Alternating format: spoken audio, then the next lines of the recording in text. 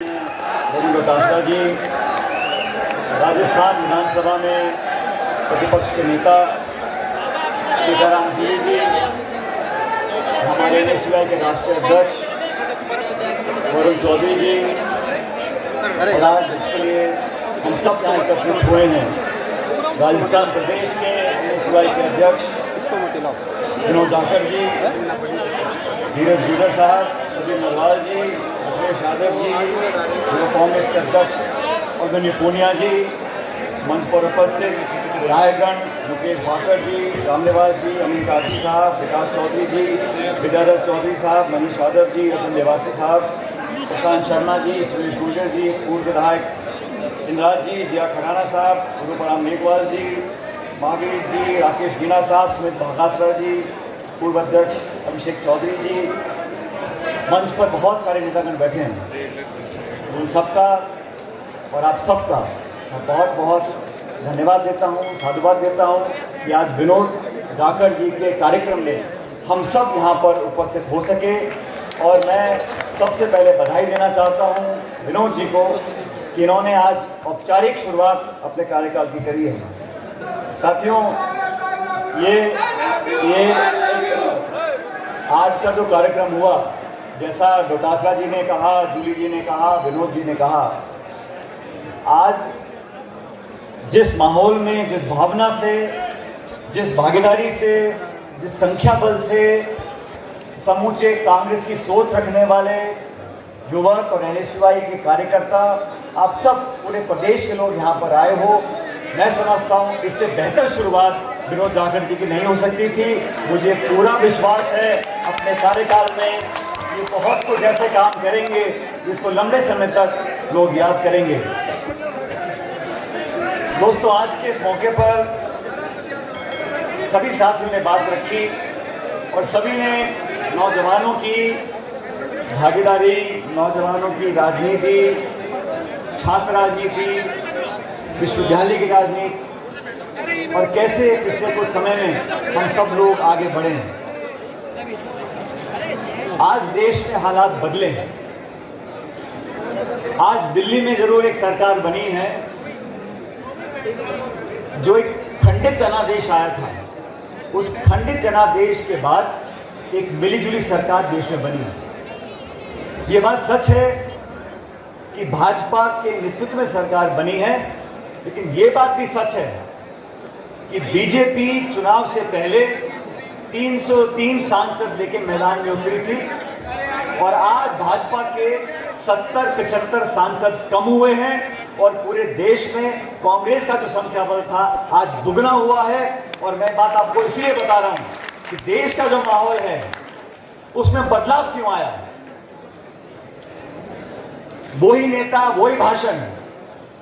आप देखते हैं भाजपा के साथियों को, दिल्ली वाले नेताओं क्या कर रहा है भाई, कैसे मुंडा लटका हुआ है, चेहरा उतरा हुआ है और चमक नहीं है। सत्ता में बैठे हैं, लेकिन सत्ता परिवर्तन में सबसे बड़ा योगदान अगर किसी का रहा तो मैं मानता हूं कि किसान और नौजवान का रहा। पूरे देश में तो 10 साल की सरकार का कार्यकाल रहा, उसको लोगों ने देखा, समझा, आकलन किया और अंत में लोगों को लगा कि ये लोग बार बार वही भाषण देते हैं, वही जुमले देते हैं, अब समय बदलाव का है। इसलिए आज देश की संसद में राहुल गांधी जी प्रतिपक्ष के नेता हैं और ज़्यादा अंतर नहीं है, 290 और 234, विपक्ष के 234 सांसद हैं। और जब लोकसभा की पहले दिन की कार्रवाई चालू हुई, तभी से केंद्र की सरकार को पटकने का, उनसे सवाल पूछने का, और मुझे खुशी इस बात की है कि अब जब देश में ये नीट का मुद्दा ज्वलंत मुद्दा बन चुका, नौजवानों के भविष्य से जो जानबूझ के खिलवाड़ कर रहे हैं, उसका बीड़ा राहुल गांधी जी ने लोकसभा में उठाया है। आप सब यहाँ नौजवान साथी बैठे हैं और हम सब जानते हैं इस देश में परीक्षा पास कर नौकरी पाना बड़ा कठिन, जटिल, मेहनतकश, तपस्या त्याग करने के बाद एक बच्चा बच्ची नहीं करते हैं, पूरा परिवार करता है। उन परीक्षा की तैयारी करना, लाखों लाख बच्चे बैठते हैं चंद नौकरियों के लिए, कितनी प्रतिस्पर्धा होती है और लोग क्या क्या यातनाएं झेलकर अपने बच्चों को पढ़ाने के लिए भेजते हैं। और उसके बाद जो पूरे देश में आज इतना बहुत बड़ा कांड बन चुका है, उस नीट की परीक्षा का सरकार के पास कोई जवाब नहीं है। अंधी बहरी होकर सरकार बोल रही नहीं, कोई घपला नहीं हुआ, कुछ जगह गड़बड़ी हुई है। हम सब आज एनएसयूआई के कार्यक्रम में आए हैं, हमको ये जवाब लेने होंगे, ये पेपर लीक होते कैसे हैं, करवाने वाले कौन हैं, और कागजी कार्रवाई से, भाषण देने से, घड़ियालों आंसू बहाने से नहीं होगा। आप उन लोगों को पकड़ो जो इसके पीछे बैठे हुए हैं। हमें मजबूर करना पड़ेगा साथियों, हमें मजबूर करना पड़ेगा देश के उन लोगों को जो सत्ता में रहते हुए इस घिनौने अपराध को बर्दाश्त करते हैं। मैं आरोप भी नहीं लगा रहा हूं, लेकिन जो लोग ऐसे अपराध को बर्दाश्त भी कर रहे हैं वो उतने ही गुनहगार हैं। और छात्र संघ की बात करते हैं, धीरज जी बोल रहे थे, प्रदीप जी बोल रहे थे, सही बात है, अच्छा खाना मिलना चाहिए, हॉस्टल की सुविधा होनी चाहिए, छात्रों के अधिकारों की लड़ाई में लड़नी चाहिए। लेकिन जिस काम के लिए हम पढ़ाई कर रहे हैं, जिन परीक्षाओं में हम बैठना चाहते हैं, उनकी बोली लगेगी, वो हजारों लाखों में बिकेंगे और करोड़ों हमारे बच्चे परिवार मातम बनाएंगे, दुख बनाएंगे, कचहरी के चक्कर काटेंगे।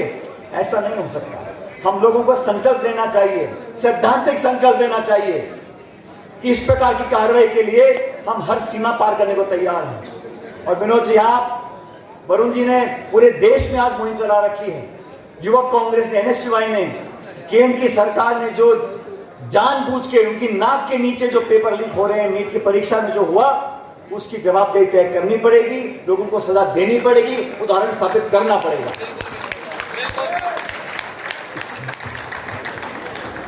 डोटासरा जी बता रहे थे कैसे सबको साथ लेके हम लोग चल रहे हैं। और ये कांग्रेस की किसी एक नेता की बात नहीं है, ये 135 साल से इस पार्टी में बहुत लोगों के लिए बहुत मौके दिए हैं और एक ऐसी सोच पैदा करी है जो इतनी व्यापक है, उसमें हर उम्र का, हर धर्म का, हर पृष्ठभूमि का, हर जाति का व्यक्ति समा सकता है। जरूरत इस बात की कि उस भावना को हम पैदा रखें। आज युवाओं के लिए हम सब युवाओं की बातें करते हैं, नौजवान देश का भविष्य है, नौजवान देश का भविष्य है। मुझे भी 25 सालों में सुनते सुनते हकीकत ये है साथियों कि नौजवान देश का वर्तमान है, भविष्य तो बहुत लंबी बात है, वर्तमान है, तो हमें समझना पड़ेगा, इस बात को एक्सेप्ट करना पड़ेगा। और राजस्थान के बारे में वरुण जी बता रहे थे, राजस्थान वो राज्य है जहां बहुत सारे नौजवानों को मौका मिला। मौका सिर्फ प्लेटफॉर्म मिलता है। आज ये अध्यक्ष बने हैं, पहले अभिषेक चौधरी अध्यक्ष थे, उससे पहले राकेश में बहुत अध्यक्ष थे, आगे भी अध्यक्ष होंगे। उस प्लेटफॉर्म का हम इस्तेमाल कैसे करते हैं? आप अपनी काबिलियत क्या स्थापित कर पाते हो? आप अपने आचरण से, अपनी वाणी से, अपने भाषण से, अपनी सोच से, अपनी कार्रवाई से, अपनी कार्यप्रणाली से क्या लोगों को जीत सकते हो? पद देना बहुत बड़ी बात नहीं है, पद तो कभी ना कभी किसी के पास रहता ही है। उस पद पर रहते हुए हम क्या अपनी लाइन लंबी कर सकते हैं?